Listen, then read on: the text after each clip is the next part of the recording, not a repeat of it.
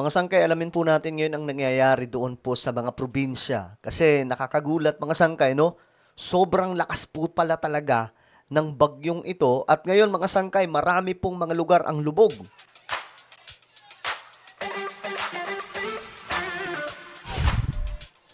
Yo guys, what's up? This is me, I'm back dito sa ating YouTube channel. Anyway, bago tayo mag-umpisa sa mga hindi pa po dyan nakakapag-subscribe, makikita nyo po yung subscribe button sa baba ng video na to. I-click nyo lamang po yung subscribe, i-click ang bell, at i-click nyo po yung all. Sa mga nanonood po sa Facebook, i-follow nyo po yung ating Facebook page. Ngayon mga sangkay, ito pag-usapan lamang po natin. Kasi po, marami ang hindi nakakaalam na ito ngayon. Ito po ang nangyayari pala sa probinsya. Sobrang tindi. Malakas po yung pagbaha doon ngayon. Pamilya, 4 ang patay sa landslide sa Cagayan de Oro City. Grabe. Bunsod ng pag-ulang dulot ng bagyong Basyang. Sa panayam sa DZMM, sinabi Iyan o, mga sangkay, grabe. ni Office of Civil Defense Northern Mindanao Director Antonio Sugarol na kabilang dito ang mag-asawa at 2 batang Oh my goodness. namatay sa pagguho ng lupa sa barangay Sambulawan. Sa Iligan City, inanod ng baha ang isang kotse sa kalsada sa barangay Mahayahay. Nagpapasaklolo na rin ang ilang residente ng barangay. Bunsod ng pagbahang halos umabot na sa bubong ng mga bahay. Grabe. No? Umapila na rin ang ilang residente na makatiran sila ng pagkain.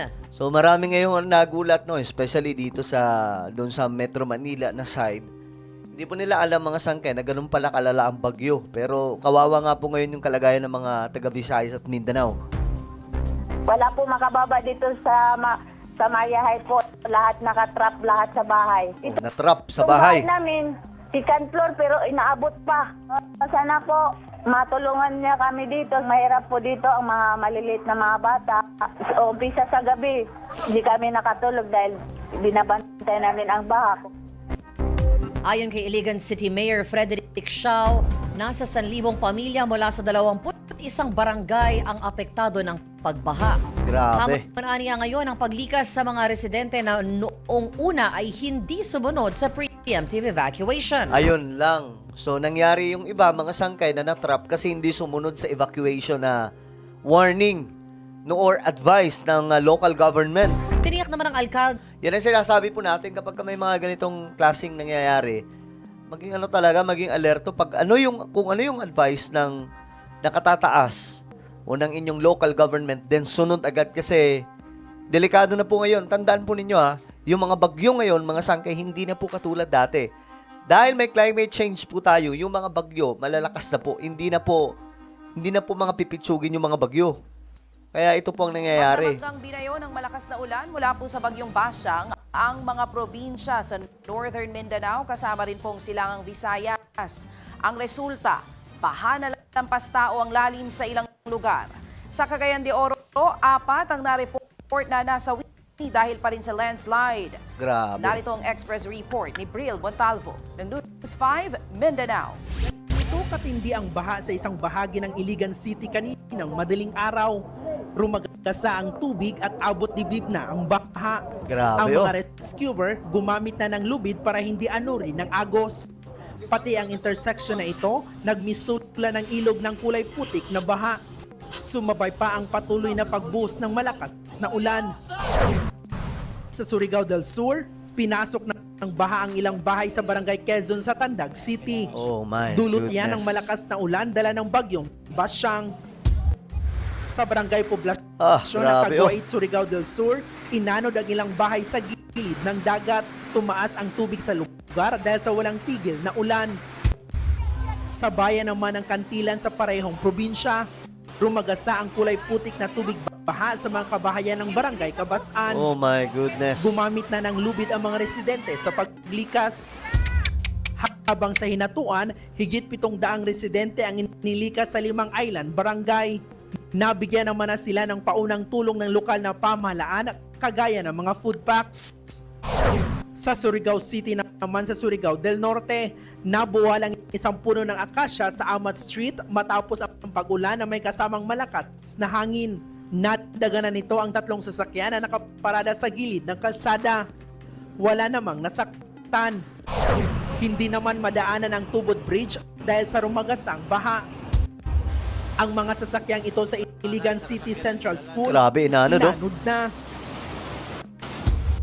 Sa Rosario Agusan del Sur, inilikas na rin ang mga residente dahil umabot na sa halos bewang at malapit nang pumasok sa mga kabahayan ang tubig baha dahil sa epekto ng bagyong Basyang.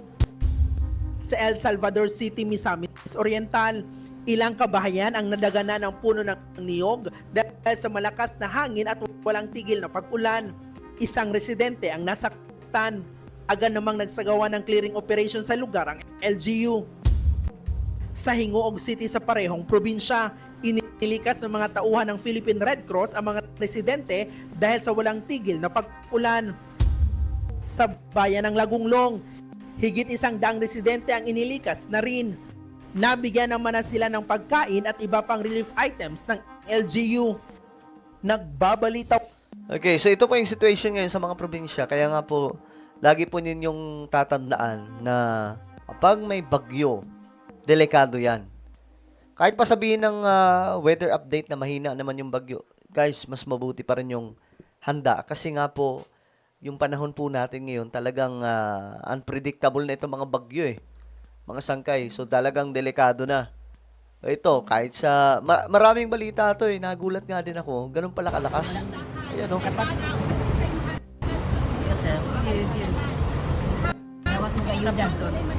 Grabe, man.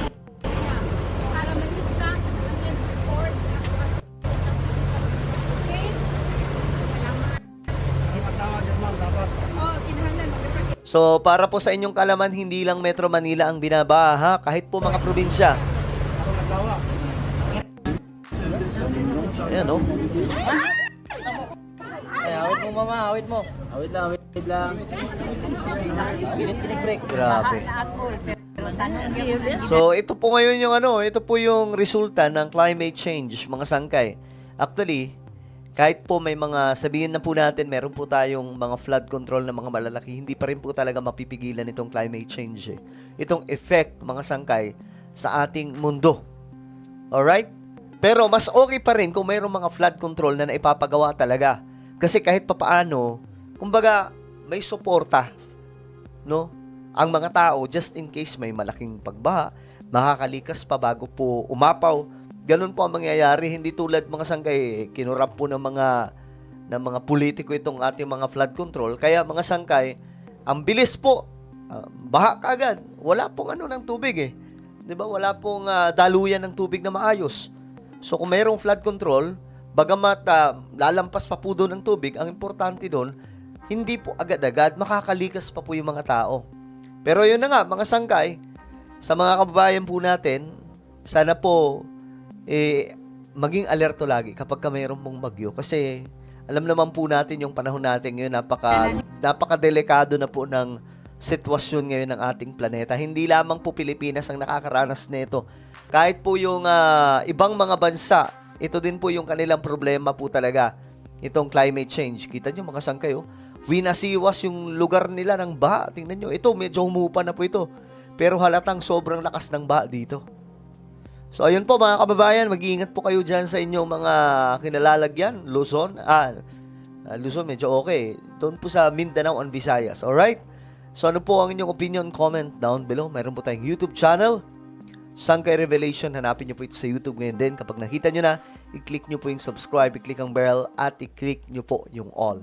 Ako na po ay magpapaalam. Mag-iingat pong lahat. God bless everyone.